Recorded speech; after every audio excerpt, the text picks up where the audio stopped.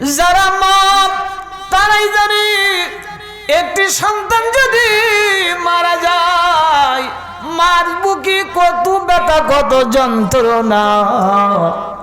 ওই মা বোঝে যে মার সন্তানগুলি প্রসব হতে যে মারা যায়।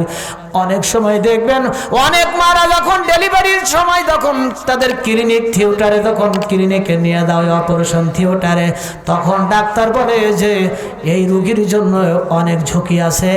তখন মা বলে ডাক্তারকে, ডাক্তার আমার জীবনে বেঁচে থাকার দরকার নাই, কিন্তু আমার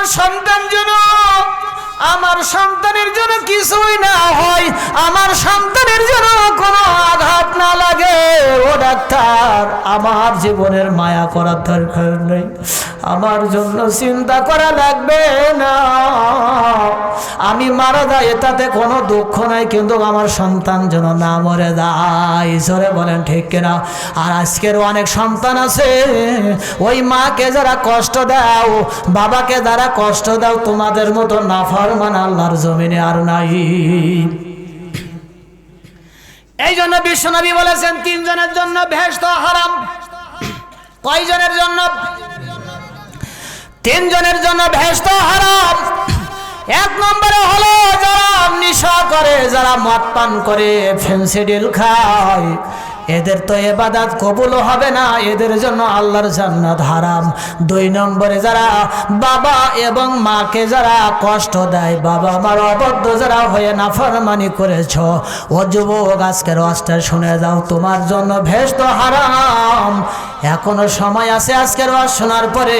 রাত্রি বাড়িতে যে মাকে কষ্ট দিয়েছো, বাবাকে কষ্ট দিয়েছো, তুমি তোমার মার পা 2টা জড়াইয়া ধরে কান্দো। রাতের আধারে কেউ দেখবে না,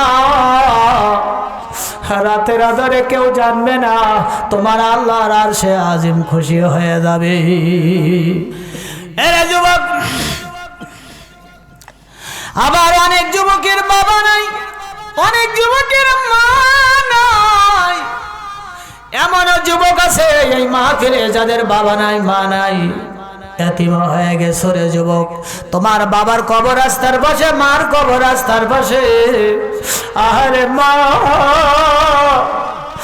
যাদের মা নাই এরাই বুঝে যে মা হারানোর ব্যথা যন্ত্রণা কত বেশি। সন্তান যদি বন্ধুরা আমার জ্বর হয়, অসুস্থ হয়, বাড়ির সবাই ঘুমায় যায়, কিন্তু আমার মা সারা রাত ঘুমায় না, আমার মার ঘুম হয় না। আমার মা দেখবেন একটা ছোট্ট একটা হারিকেন, একটা লম্ফ জ্বালাইয়া, একটা বাতি জ্বালাইয়া আমার মা সন্তানের মাথায় পাশে বসে বসে হাত বোলাইয়া দেয়, সন্তানের মাথায় পানি দিয়ে দেয়। আজকের মা নাই, কত এতিম মা নাই। আজকের সন্তান যদি বিপাকে পড়ি, অসুখ হয়, আজকের পাশে বসে কেউ মাথায় হাত বোলাইয়া দেয়, দোয়া করে দেয় না। সন্তান অসুখ হলে মা মাথায় হাত বোলাই দিয়েছে, বাড়ির সবাই ঘুমাইছে, মার চোখে ঘুম নাই। সন্তানের মাথার পাশে দাঁড়াইয়া জয় নামাজের পাটি বিছায়া মা নফল নামাজ পড়ে আল্লাহর কাছে কেঁদে কেঁদে বলেছে, আমার সোনামানিককে তুমি সুস্থ করে দাও, ভালো করে দাও। আমি মা, আমার হায়াতগুলি তুমি নিয়ে নাও, আমার হায়াতগুলি আমার সন্তানকে আমি দিয়ে দিলাম, আমাকে উঠায়া নাও, আমার সন্তানকে আমার হায়াত দিয়ে ওরে বাঁচায়া দাও। ওরে সন্তান, আজকের ওই মা যাদের নেই, ওই বাবা যাদের নাই, তুমি কি ভুলে গেছো রে সন্তান? তোমার বাবা, তুমি যখন কলেজে পড়তা, বিশ্ববিদ্যালয়ে পড়তা, বাবার কত অভাব, তোমায় তুমি বলেছো বাবা আমারে কাপড় লাগবে, আমারে জামা লাগবে, আমারে কাপড় লাগবে। তোমার বাবা সেলাম, তোমার বাবার সেরা জামা সেরা লুঙ্গিটা সেলাই করে তিনি বুঝতে দেয় নাই তোমারে সেরা জামা সেরা লুঙ্গি পরে বাবা বাজারে গিয়েছে। সন্তান তোমার আবদার পুরা করেছে মানুষের কাছে ধার করে করে। এরে সন্তান, ওই বাবা মার কথা কি তোমরা ভুলে গেছ? বাবা আজকের কবরে আসি, বাবার কবরে ধারে দি, মার কবরে ধারে দি, তুমি বলো মা ও বাবা তুমি কি শুনতে পাও? আমি তোমার ছেলে আজকের কত কষ্ট করেছো, ছেঁড়া জামা সারা জীবন ছেঁড়া জামা পরেছো আমাদের মানুষ করার জন্য। আজকের আমরা চাকরি করি বাবা, ব্যবসা করি, আজকের কুড়ে ঘর নেই, বিল্ডিং বানাইছি রে বাবা। ওরে সন্তান তোমার বাবার কঠিন বুকের ব্যথা, কিন্তু কোনোদিন ডাক্তার বলেছে অপারেশন করা লাগবে। তোমার বাবা চিন্তা করলো এখন 1 লক্ষ টাকা ম্যানেজ করব কিভাবে, জমি বিক্রি করতে হবে। তোমার বাবা তোমাদের সুখের চিন্তা করে, ভালো রাখার চিন্তা করে জমি বিক্রি করে নাই। তোমার বাবা বুকের ব্যথা যন্ত্রণা অসুখ কষ্ট নিয়ে কবরে চলে গেছে। ওই বাবা যাদের কবরে চলে গেছে, ওই মা যাদের কবরে চলে গেছে, মার কবরে ধারে বসে বসে সন্তান তুমি 2টা মিনিট তুমি চোখের পানি ছেড়ে ছেড়ে কান্দো আর ডাকো আর বলো মা ও মা। জানি না গো মা কবর জগতে তুমি কেমন আছো গো মা, তবে আমি আল্লাহর কাছে তোমার জন্য দোয়া করি নামাজে, তোমার জন্য মা কত দান করেছি, আল্লাহ যেন কবর জগতে তোমারে ভালো রাখে। নবী বলেছে রে সন্তান, বাবা মা যদি কারোর কবরে থাকে, বাবা মার জন্য তুমি যদি দান করো, মুহূর্তে দান করতে দেরি তো তোমার বাবা মার কবরের আযাব বন্ধ হতে দেরি হবে না। আগুন যেমন বন্ধুরা আমার, পানি যেমন আগুনকে নিভিয়ে দেয়, কোন বাড়িতে যদি কোথাও আগুন লাগে পানি যেমন আগুনকে নিভাইয়া দেয় রে সন্তান মুসলমান, পানি যেমন আগুনকে নিভাইয়া দেয়। কোন মানুষ যখন আল্লাহর জন্য খুশি হয়ে দান করে, তার জীবনের যত গুনাহ হোক না কেন এইভাবে করে পানি আগুনের মতো মিটাইয়া দেয়। পানি যেমন আগুনকে মিটাইয়া দেয়, নিভাইয়া দেয়, দান করলে জীবনের গুনাহগুলি এইভাবে মিটে যায়। বিশ্বনবী তিনি একদিন মদিনায় দুর্ভিক্ষ চলতেছে, আল্লাহর নবী হঠাৎ করে একটি উট হাদিয়া এসেছে। নবী বলল সাহাবেরা উটটা জবাই করে গোশত তোমরা রেডি করো। গোশত রেডি করার পরে আল্লাহর নবী মসজিদে নববীর বারান্দায় তিনি বসে বসে গোশতগুলি তিনি বন্ধুরা আমার ভাগ করেছেন। আর মদিনার মানুষদেরকে বলল, ও মদিনার মানুষেরা তোমরা সবাই আসবে, আমি রহমতের নবী নিজের হাতে তোমাদেরকে উটের গোশত সম পরিমাণে তোমাদেরকে ভাগ করে দেব। জোরে বলেন সুবহানাল্লাহ। নবীজি সবাই গোশত দিচ্ছেন, ভাগ করে নিয়ে যাচ্ছে পাত্র করে, লাইন দিয়ে সবাই নিতেছে। হঠাৎ করে আল্লাহর নবী তিনি গোশত দেওয়া বন্ধ করে তিনি ওইখান থেকে উঠে লাইনের মাঝখানে ওইখানে যে দাঁড়ায় আছে। সাহাবীরা বলতেছে, ইয়া রাসূলুল্লাহ আপনি গোশত দেওয়া বন্ধ করে কেন ওখানে যে দাঁড়ায় রয়েছে? আল্লাহর নবী যে দেখে একজন মহিলা মাজার ভাত দিতে পারে না, মাজাটা এইভাবে করে লাঠি ভর দিয়ে একজন বয়স্ক বৃদ্ধা মহিলা, ওই কাতারের মাঝখানে একজন মহিলা তিনি লাঠি ভর দিয়ে দাঁড়ায় আছে। আল্লাহর নবী ওইখানে যে ওই মহিলাকে যে জড়াইয়া ধরে নবী কান্দে।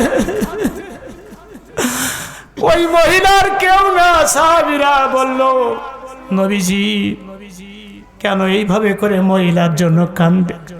ওই মহিলার কেউ না, ওই মহিলা হলো নবীজির দুধমা হযরতে হালিমা সাদিয়া।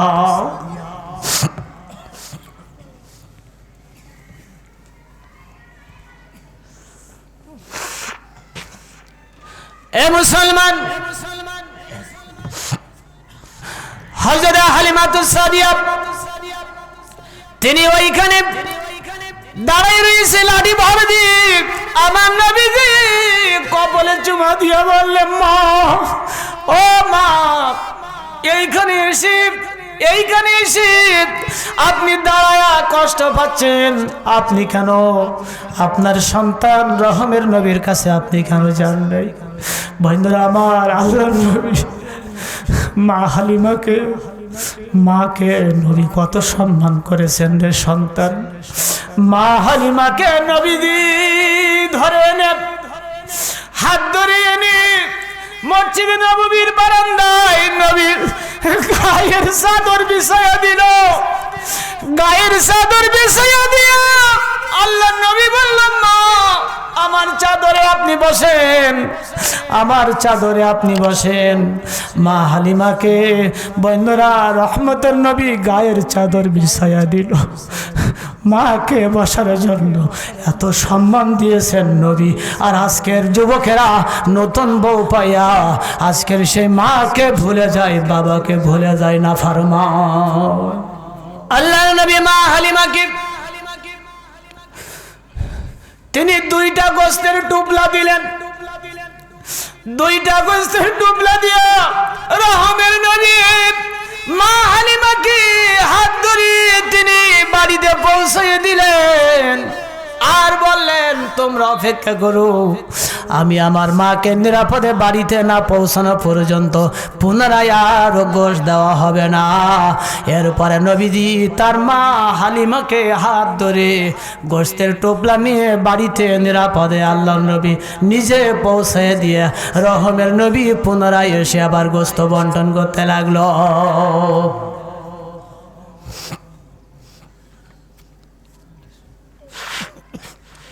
এই হলো মায়ের মর্যাদা, সম্মান বিশ্বনবী দিয়েছেন, দেখিয়েছেন, উম্মতদেরকে দেখিয়ে গেছেন। নবীজি বলল, এই আমার উম্মতেরা, আমি রহমতের নবী, আমিও মার কোলে কাকে চড়ে বড় হয়েছি। খবরদার দুনিয়ার আমার উম্মতা, কোনোদিন তোমরা মাকে কষ্ট দেবা না, বাবাকে কোনোদিন কষ্ট দেবা না।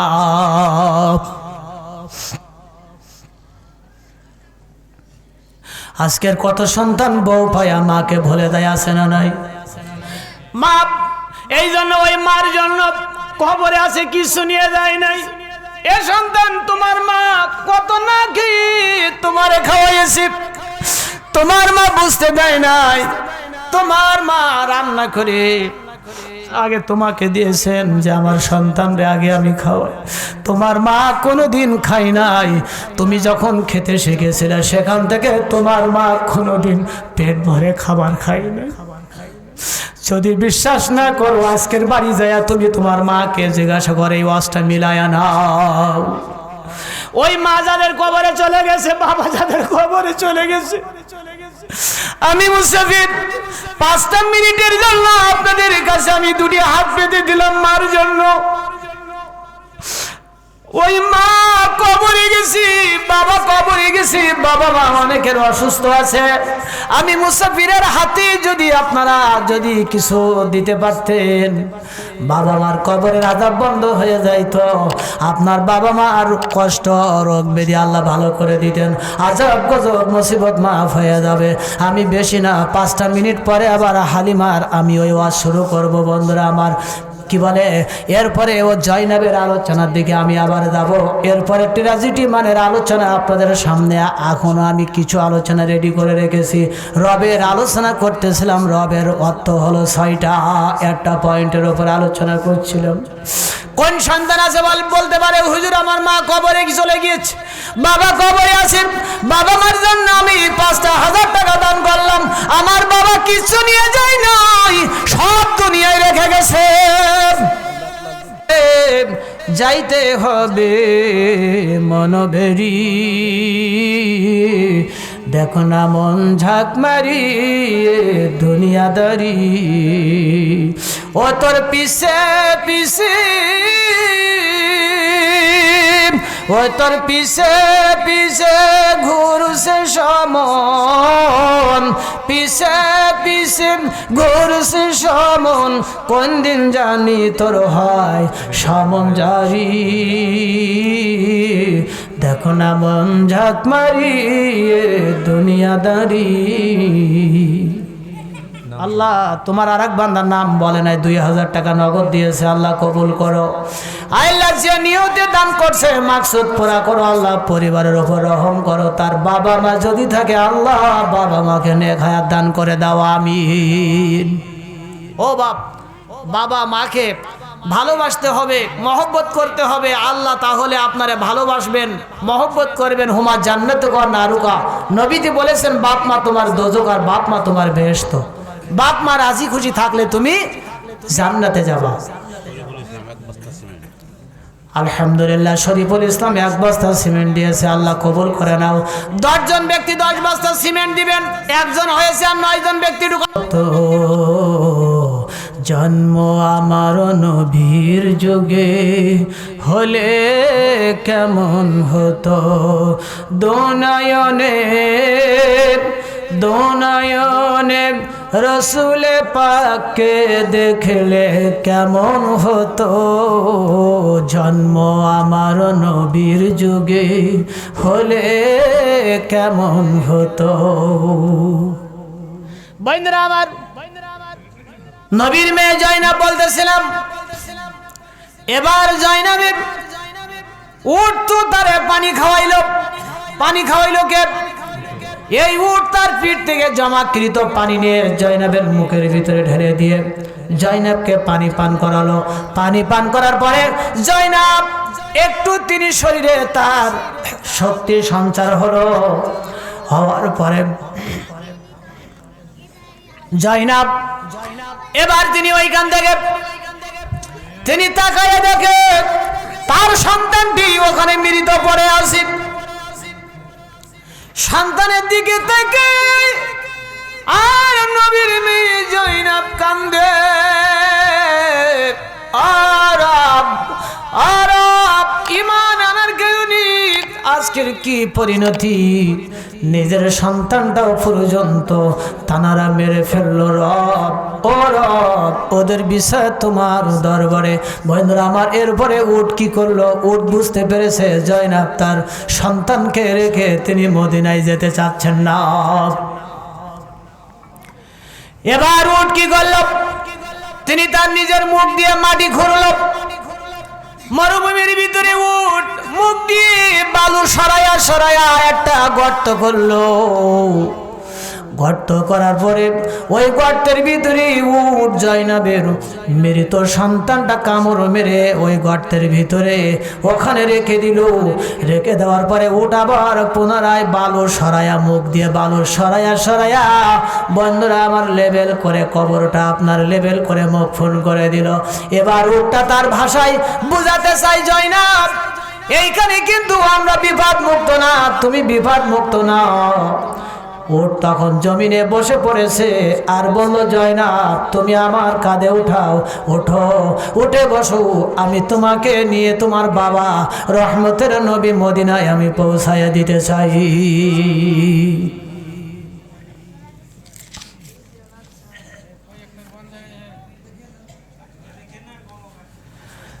একটু মহব্বতে জিকির করেন, লা ইলাহা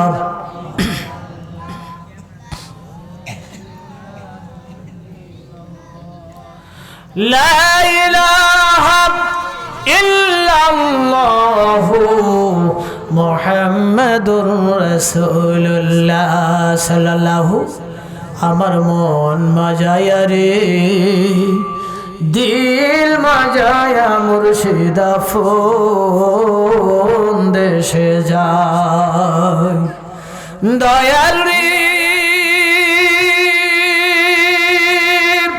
একে আমার ভাঙ্গা নাও, তার উপরে তুফান বাও, চলকে ওঠে পানি রে। কয় মুর্শিদের ঠাই এ তরির ভরসা নাই, দরিয়ার মাঝে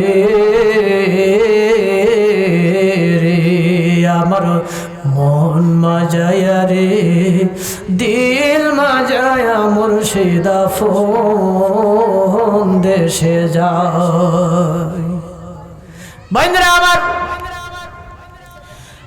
উট জয়নাবের নিকটে এসে উটটা শুয়ে পড়েছে মাটিতে, আর বলল জয়নাব, উট ইশারা করে তার ভাষায় বোঝাতেছে আমার কাঁধে চড়ো, আমার পিঠে উঠে বসো।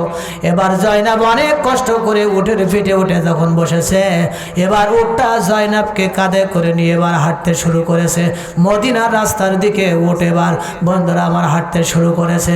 এই খবর আল্লাহর নবীকে, বন্ধুরা আমার, নবীজিকে জিবরাইল খবর পৌঁছে দিয়েছে। বন্ধুরা আমার, আল্লাহর নবী চোখের পানি ছেড়ে কাঁদতেছে, আমার কলিজার টুকরা জয়নাব বড় বিপদে পড়ে আছে।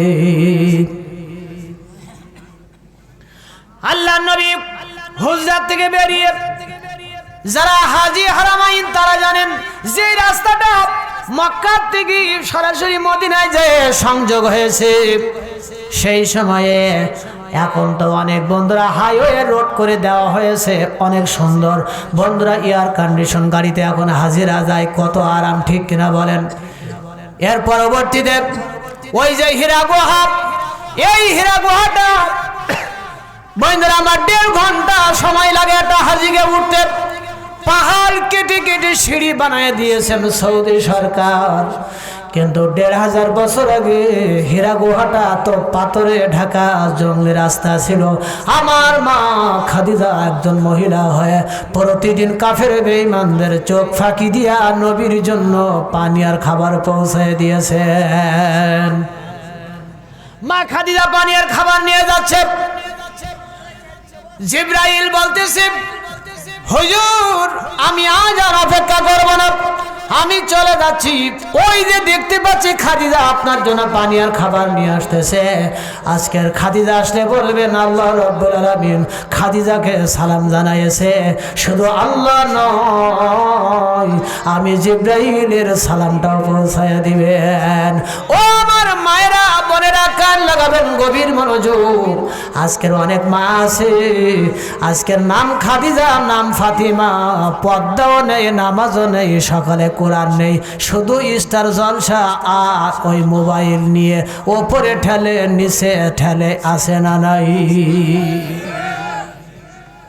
রাগ হয়ে যাচ্ছেন আপনারা, রাগ হয়ে যাচ্ছেন। আজকের মাদেরকে হতচ্ছাড়া অনেক মহিলারা, তাদের কারণেই তাদের সন্তানদের ওই ইনফ্লুয়েন্সার পড়া সন্তানগুলি ওই কায়দায় আইসা অনেক সন্তান। এ কি একটা কথা না কাজ? ছোট্ট বাচ্চা, আমার নিজের চোখে দেখা, ওর মোবাইল না দিলে ভাত খাবে না। থাপড়া দুই পাশে 2টা থাপড়া দিলে তো ঠিক হয়ে যায়, ঠিক কিনা? মা বলে, মার হাতেও মোবাইল, আর বাচ্চারে মোবাইল দেয়, বলে তুই খাস খাস, না খাস না খা। ওই মোবাইল দেয়, বাচ্চার আর খাওয়া দাওয়া লাগে না, মোবাইল দিয়ে করতেছে। 6 মাস 1 বছর বাচ্চার বয়স, ওই মোবাইল নিয়ে উপরে ঠেলে নিচে ঠেলে, গেম খেলে, এই খেলে সেই খেলে, আর খাবার দাবারের দরকার নাই। বন্ধুরা আমার, বাচ্চার মাথাটা শুকাইয়ে এইরকম কেউ হয়ে গেছে, না খেয়ে না দেয়া মোবাইল নিয়ে নিয়ে। কথা ঠিক কিনা? কথা বলেন। আমি 2 মিনিট আপনাদের কাছ থেকে চেয়ে নেই, একটা ইনফরমেশন দিয়ে যাই মাদের জন্য। 4টা বৈশিষ্ট্য যদি মাদের ভিতরে থাকে, ওই মাকে আল্লাহ দুনিয়ার থেকে ভেস্তি কপাল দান করে দিবে। তাহলে মাদের জন্য ওয়াজের দরকার আছে না? একটু দরকার আছে না নাই? আমি আসতেছি এরপরে। দেখেন, আব্দুল কাদের জিলানীর নাম শুনছেন আপনারা কখনো? দেখেছেন চোখে? আশ্চর্য ভাবে এই কিরাবুলো দেখেছি। ও ঠিক বলেছে, ও যে বলেছে দেখেছি, ও ঠিক বলেছে। কারণ আব্দুল কাদের নাম তো আশেপাশে আছে, অনেকে আছে না? 4 দোকানে বসে আব্দুল কাদের নাম আছে, আব্দুল কাদের, আব্দুর রহিম। শিকারের টান মেরে ফু মারে, দেখে যে ধোয়া কদ্দুর গেছে ওপরে। এইরকম আল্লাহর বান্দা আছে না নাই? যত সব হতচ্ছাড়া। জর্দা খাই, জর্দা বুঝেন? 3-4 রকম তামাক কেটে এক জায়গায় করে কৌটার ভিতরে ঢুকায়, 1 মুকুটি করে গালের ভিতরে দেয়। শয়তানও ভয়ে ডরে পালায় এর দেখলে, জর্দা খাওয়া দেখলে। অসুবিধা না, বাচ্চাদের একটু বিনোদন করতে দেন। ওরা যে এই পর্যন্ত বসেছে, আপনারা কি এই বয়সে এরকম কোনো কোরআনের মাহফিলে সময় দিয়েছেন? ওরা তো এই বয়সে এখন ছোট্ট অবস্থায় মসজিদে যায়, আর আপনি তো এখন বুড়া হয়েছেন, হাঁটুতে জোর নেই, বাড়িতে দেখা যাচ্ছে জ্ঞানজামের ভয়ে মসজিদের বারান্দায় যেয়ে পড়ে থাকেন। হ্যাঁ দেখেছেন মিলে গেছে সব। বন্ধুরা আমার, মাদের জন্য আমি 5টা মিনিট, এরপরে জয়নাবের দিকে আসতেছি। বন্ধুরা আমার, আব্দুল কাদের জিলানীর নাম শুনেছেন আপনারা কেউ? অনেকে শুনেছেন। তিনি একজন জগৎ বিখ্যাত একজন আল্লাহর ওলি ছিল। এ ব্যাপারে কিন্তু কারো দ্বিমত নেই, ঠিক কিনা বলেন? আব্দুল কাদের জিলানীর জীবনীতে দেখলাম বন্ধুরা আমার, ওনার বাবা একদিন আসতেছেন, বাজার থেকে আসতেছেন, হঠাৎ করে দেখলো বন্ধুরা আমার ওনাদের বাড়ির কাজের মানুষ আব্দুল কাদের জিলানীর মা গোসল করার পরে কাপড় নেড়ে দিয়েছে। বাড়ির কাজের মানুষ ওই কাপড়ের দিকে তাকাইতেছে আর হাসতেছে। আব্দুল কাদের জিলানীর বাবা বাড়িতে ঢোকার আগে তিনি দূর থেকে দেখে বলল, কাজের মানুষকে বলতেছে, তুমি কি হাসো কেন, কি দেখলা? তিনি বলে, কিছুই না। কিন্তু আব্দুল কাদের জিলানীর বাবা বুঝতে পেরেছে, তিনি ওই দামি নতুন কাপড় ওইখান থেকে তিনি পেড়ে এনে আগুন দিয়ে পুড়াইয়া দিচ্ছে। আব্দুল কাদের জিলানীর মা বলল, স্বামী রে, তুমি কেন এই নতুন দামি কাপড়টা আগুনে পোড়াইয়া দাও? আব্দুল কাদের জিলানী বাবা বলল, বিবি রে, এই কাপড়ের দিকে তুমি গোসল করে কাপড় নেড়ে দিয়েছো, কাজের মানুষের নজর চলে গেছে তোমার কাপড়ের দিকে। এই কাপড় দিয়ে তোমার আব্বুরও ঢেকে রাখো, এটা তো তোমার শরীরের একটা পর্দা। সুতরাং ওই যে কাজের মানুষের নজর চলে গেছে কাপড়ের দিকে, এই কাপড় আর তুমি পরতে পারবে না। যদি পরো, তোমার গর্ভের সন্তানের প্রতি এর প্রভাব পড়তে পারে। যত লাগে আমি দামি কাপড় তোমারে কিনে আনবো, নতুন কাপড় কিনে এনে দেবো, তবে এই কাপড় পরতে দেব না। আমার মায়েরা বোনেরা, সারা জীবনের জন্য আপনাদেরকে আজকের একটা আওয়াজ শোনায় যায়। জীবনে আর হয়তো সময় দিতে পারবো না, জীবনে আসতে পারবো কি জানি না। আমার মাদের জীবনের একটা শ্রেষ্ঠ আওয়াজ উপহার দিয়ে যাইতেছি। আব্দুল কাদের জিলানী এর পরবর্তীতে তিনি মাতৃগর্ভে আসলো, মায়ের গর্ভে আসলো। কান লাগাবেন। আব্দুল কাদের জিলানী ঘটনা অনেক লম্বা, কিন্তু এত বলতে পারছি না, শুধু মৌলিক কথাগুলি বলে দেয়। আব্দুল কাদের জিলানীর বয়স যখন 5 থেকে 6 বছর, ওনার মার সঙ্গে করে যখন মাদ্রাসায় নিয়ে গেল। আজকে তো এইখানে একটা স্বতন্ত্র ইবতেদায়ী মাদ্রাসা আছে না নাই? এই মাদ্রাসায় যখন ছাত্ররা আসে পড়ার জন্য, রহমতের ফেরেশতারা ডানা বিছায়া দেয় আর বলে, ও মাদ্রাসার ছেলেরা, কোরআন পড়তে যাও, কোরআন শিখতে যাও, মাটি দিয়ে হাঁটার দরকার নাই। আমরা রহমের ফেরেশতার ডানা বিছাইয়ে দিতেছি, আমাদের ডানার উপর দিয়ে মাদ্রাসায় যাও, এলেম শিখতে যাচ্ছ, এলেম শেখো, কোরআন শেখো। আজকের মানুষেরা সেই এলেম শিক্ষা, কোরআন শিক্ষাকে মানুষ আজকের গুরুত্ব দেয় না। আব্দুল কাদের জিলানীর মা 5-6 বছরে আব্দুল কাদের জিলানীকে হাত ধরে মাদ্রাসায় নিয়ে গেছে। নিয়ে যাওয়ার পরে হুজুরকে বলল, হুজুর, আমার ছেলেকে আমি ভর্তি করতে এসেছি আপনার মাদ্রাসায়।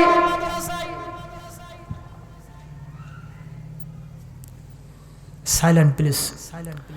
আমার ছেলেকে মাদ্রাসায় ভর্তি করেন। আব্দুল কাদের জিলানীর এই কথা তার মা বললে, হুজুর বলতেছে যে, মা বসে রয়েছে পাশে। হুজুর বলল, আব্দুল কাদের জিলানীকে বলল, বলো তো আলিফ। আব্দুল কাদের জিলানীর হুজুর ইন্টারভিউ এসে ভর্তির সময়, বলো তো আলিফ। তখন আব্দুল কাদের জিলানী উল্টা বলতেছে, হুজুর, আলিফের অর্থ কি? হুজুর বললেন, অর্থ আমার জানা নেই। আব্দুল কাদের জিলানী বলল, তাহলে আমারও পড়ার দরকার নেই। যে আলিফের অর্থ আপনি বলতে পারেন না, আমি তাহলে পড়বো না, পড়তে চাই না। হুজুর বলল, তোমার কি অর্থ জানা আছে? আব্দুল কাদের জিলানী বলল, আমার অর্থ জানা আছে। তখন তিনি আলিফ দিয়ে আলিফের অর্থ মিলায়া বলতেছে, আল্লাহু লা ইলাহা ইল্লা হুয়াল হাইয়ুল কাইয়্যুম। আল্লাহু আকবার।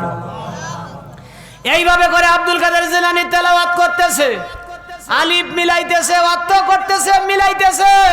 তেলাওয়াত করতে করতে 18 পারা কোরআন শরীফ তিনি এইভাবে করে তেলাওয়াত করলো। এক পর্যায়ে হুজুর তখন বেহুশ হয়ে গেল আব্দুল কাদের জিলানীর অবস্থা দেখে। এরপরে হুজুর স্বাভাবিক হয়ে বলল, মা আপনার সন্তানকে আগে কোথায় পড়াশোনা করাইয়েছেন, লেখাপড়া করাইয়েছেন? আপনি কি আমাকে পরীক্ষা করার জন্য আপনার সন্তানকে নিয়ে এসেছেন? আপনার সন্তান তো অনেক লেখাপড়া করেছে আগে মাদ্রাসায়, তার পড়ানোর মতো জ্ঞান আমার নেই। মা বলতেছে, বিশ্বাস করো আমার ছেলেকে কোথাও পড়াইনি, এই প্রথম, তার এর আগে কোনো মাদ্রাসায় আমি পড়াইনি। মা চোখের পানি ছেড়ে কাঁদতেছে আর বলতেছে, হুজুর বলতেছে, মা আপনি কাঁদেন কেন? এটা আপনার জন্য খুশির খবর। আপনার ছেলে আব্দুল কাদের জিলানী আলিফের অর্থ করতে যে 18 পারা কোরআন আমাকে তিনি তেলাওয়াত করে শোনায় দিয়েছে। আমার এত জানা ছিল না। এটা আপনার খুশির কথা, আনন্দের বিষয়, কেন কাঁদেন?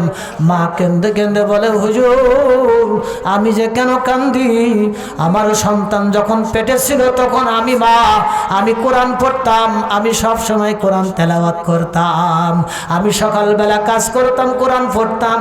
সন্তান যখন দুনিয়াতে আসলো, আমার আব্দুল কাদের জিলানী দুনিয়াতে আসলো, আমি মা কাজ করি, ছেলে আব্দুল কাদের আমার সঙ্গে হাঁটা চলা করে, আমি উঠানে যাই, ছেলে আমার সঙ্গে যাই, আমি থালা ঘটি বাটি যখন পরিষ্কার করতে যাই, আমার ছেলে আমার পাশে দাঁড়ায়, আর আমি তখন কাজ করি আর কোরআন তেলাওয়াত করি।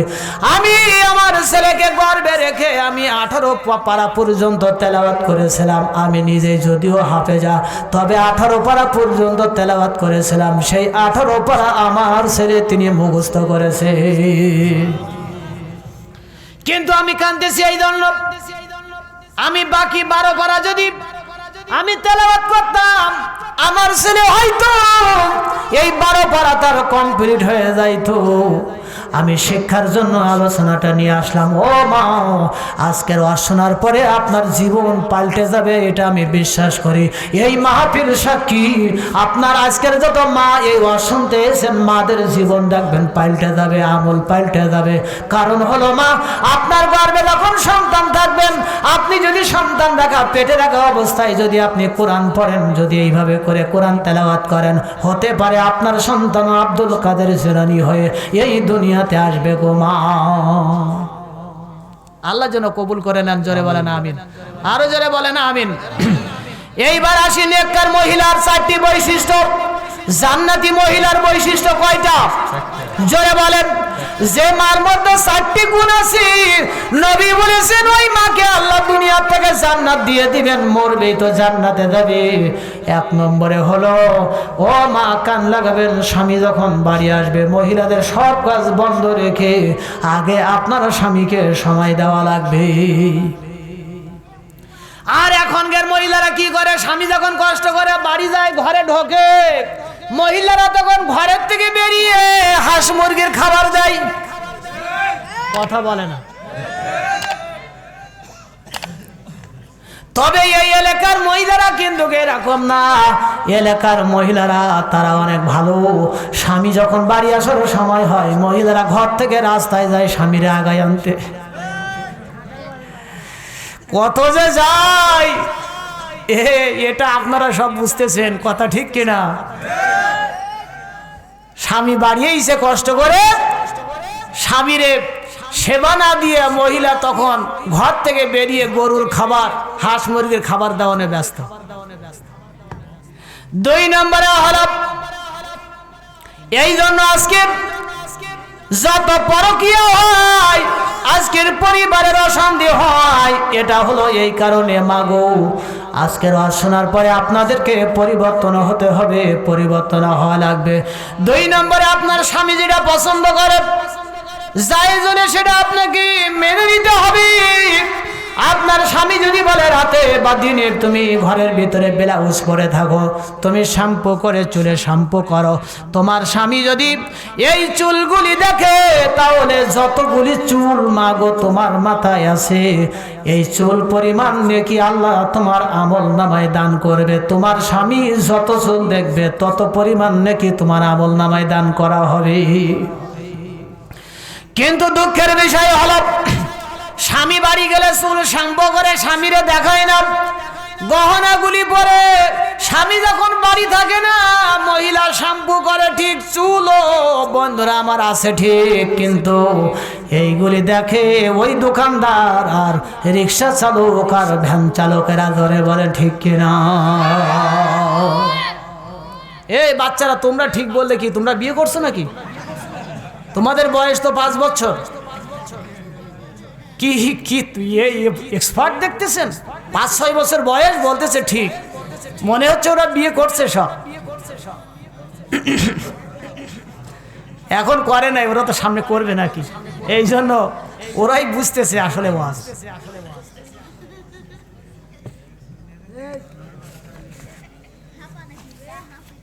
বন্ধুরা আমার,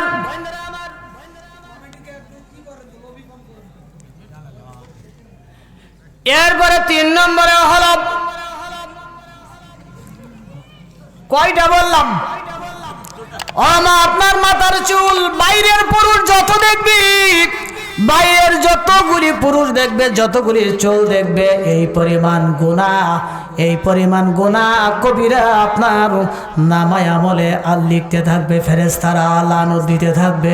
এই জন্য আপনার শরীর, আপনার চেহারা, আপনার চুল শুধু দেখবে আপনার স্বামী। ধরে বলেন ঠিক কিনা?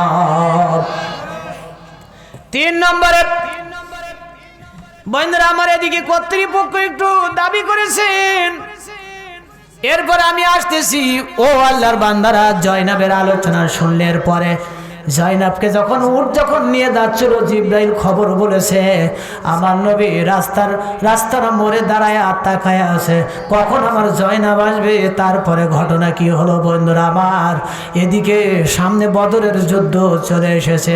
বন্ধুরা কান লাগাবেন, এত ট্র্যাজেডি ঘটনা আমি আলোচনার দিকে আসতেছি, একটু মহব্বতে জিকির করেন লা ইলাহা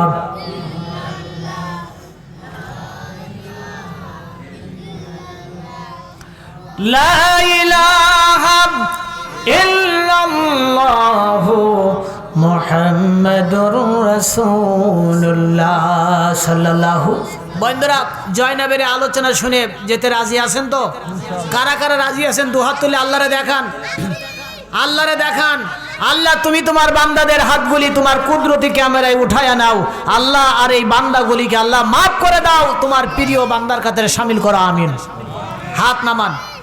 বন্ধুরা আপনারা ওয়াদা দিয়েছেন সবাই আলোচনা শুনবেন, ইনশাল্লাহ আমি দোয়াও করব, বেশিক্ষণ নয়। তবে তার আগে তাহলে মহিলাদের 4টা গুণের কথা বলছিলাম। 3 নম্বরে স্বামীর সম্পদ সন্তানগুলি দেখাশোনা করতে হবে আর ইসলামের পথে চালাইতে হবে। কিসের পথে? মাদ্রাসায় ভর্তি করে দিতে হবে। এই হলো মহিলাদের 3 নম্বর গুণ, যে সন্তানকে ছোট্টবেলায় নুরানি ইবতেদায়ী এই মাদ্রাসায় তারা ভর্তি করবে কোরআন শেখার জন্য। ও মা, আপনাদের কিন্তু এটা দায়িত্ব। 4 নম্বরে স্বামীর মনে ব্যথা বা কষ্ট দিয়ে কথা বলা যাবে না। এই 4টা গুণ যে মার মধ্যে থাকবে, এই মাকে আল্লাহ দুনিয়ার থেকে জান্নাতি কপাল দান করে দিবে। জোরে বলেন সুবহানাল্লাহ। আল্লাহ আমার প্রত্যেকটি মাকে মা খাদিজার মতো কবুল করে নিক, আমরা বলি আমিন।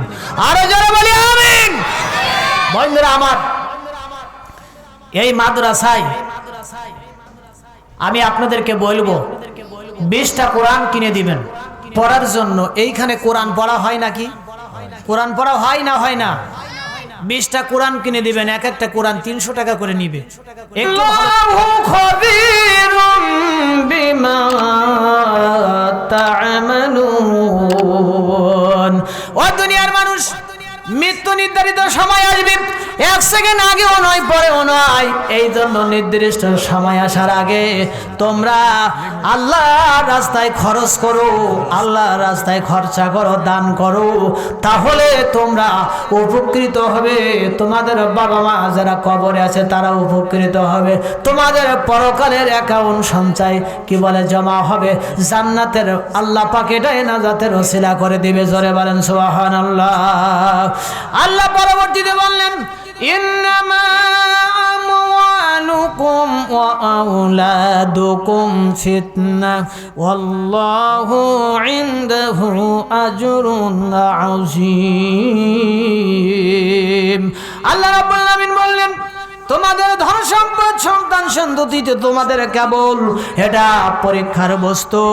বন্ধুরা আমার, পরীক্ষার বস্তু এ দুটোকে সঠিকভাবে যদি ব্যবহার করতে পারো তাহলে তোমরাই সফল হবে, তোমরাই কৃতকার্য হবে, তোমরাই আল্লাহর পছন্দনীয় বান্দার কাতারে শামিল হয়ে যাবে। আল্লাহ আমাদের তৌফিক দিক, আমরা বলি আমিন। বন্ধুরা আমার, এরপরে রবের ব্যাখ্যা। অর্থনৈতিক জীবনে কি আমি রব ছিলাম না, তার মানে কি? যত টাকা খরচা করবেন, একটা টাকা খরচা করতে গেলে চিন্তা করতে হবে যে এই টাকাটা আমি সঠিক রাস্তায় খরচা করছি কিনা, এটা হালাল না হারাম পথ, বৈধ না অবৈধ পথ, কথা ঠিক কিনা, আল্লাহ খুশি হচ্ছে কিনা, রসুল খুশি হচ্ছে কিনা, এটা জেনে বুঝে পয়সা খরচা করতে হবে। এর মানে হলো অর্থনৈতিক জীবনে আল্লাহকে আপনি রব মেনেছেন, সুবহানাল্লাহ বলেন। 5 নম্বরে, আমি কি তোমার রাষ্ট্রীয় জীবনে রব ছিলাম না? কে বলছেন? কে বলছেন? আমি কি তোমার রাষ্ট্রীয় জীবনের রব ছিলাম না? বন্ধুরা আমার, রাষ্ট্রীয় জীবনের রব তার মানে হলো রাষ্ট্রে, পার্লামেন্টে রবের বিধান চলবে, আইন চলবে। বন্ধুরা আমার, 5 ওয়াক্ত নামাজ বন্ধুরা বাধ্যতামূলক, এটা রবের আইন কিনা?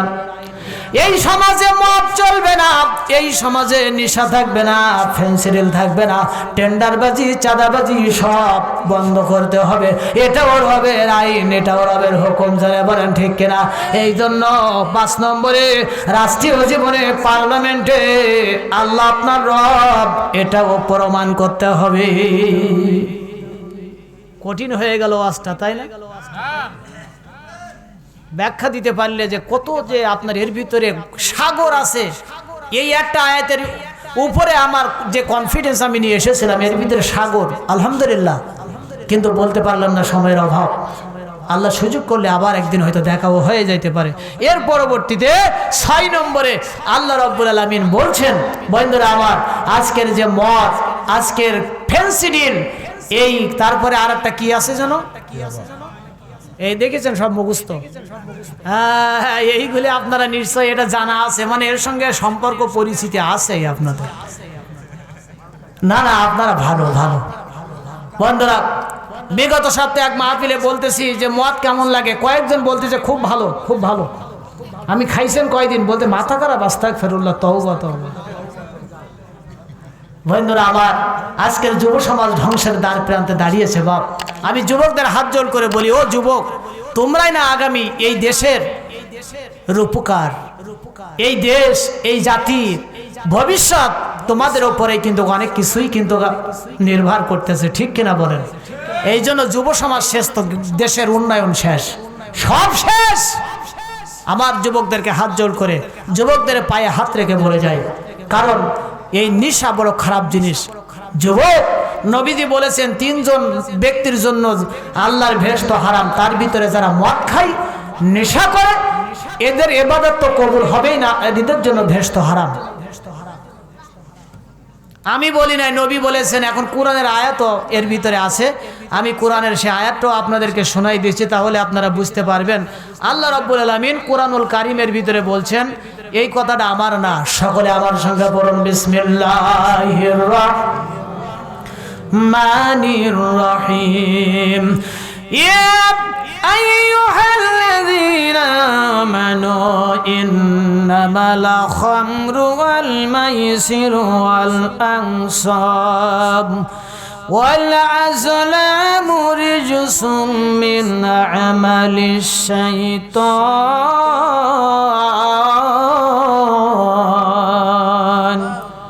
ফাজতানিবুহু লাআল্লাকুম তুফলিহুন। সূরা মাইদা আয়াত নম্বর 90। আল্লাহ বলল, ইমানদারগণ, তোমরা মদ, জুয়া, মূর্তি পূজায়, ভাগ্য বেদী, এইগুলি শয়তানের কাজ, হারাম কাজ। যখন মানুষ নেশা করে সে শয়তানও হয়ে যায়, সে আর মুমিন থাকে না, মুসলমান ইমানদার থাকে না। কথা কি বুঝতে পারছেন? এটাকে আমি বানাই বললাম? বাড়িতে যায়া সূরা মাইদা, কোন সূরা বাপ? সূরা মাইদার 90 নম্বর আয়াতটা আপনারা খুলে তাফসীর দেখে নেবেন, আমার কথার সঙ্গে মিলাইয়া নিয়েন। এই জন্য এইগুলি করবেন না বাপ। যুবকদেরকে হাত জোড় করে পায়ে হাত রেখে বলি, কারণ মদখোর, একজন মদখোরের কাছে নিজের জীবনের পর্যন্ত গ্যারান্টি নাই, ঠিক কিনা বলেন? একজন মদখোরের কাছে তার স্ত্রীর নিরাপদ নয়, একজন মদখোরের কাছে তার নিজের মা নিরাপদ নয়, সন্তান সন্ততি বাবা সমাজের কেউ নিরাপদ নয়। কারণ হলো যখন মানুষ নেশা করে, নেশায় অভ্যস্ত হয়ে যায়, সংসার শেষ, জীবন শেষ, জনপদ শেষ, সমাজ শেষ, দেশ শেষ হয়ে যায়।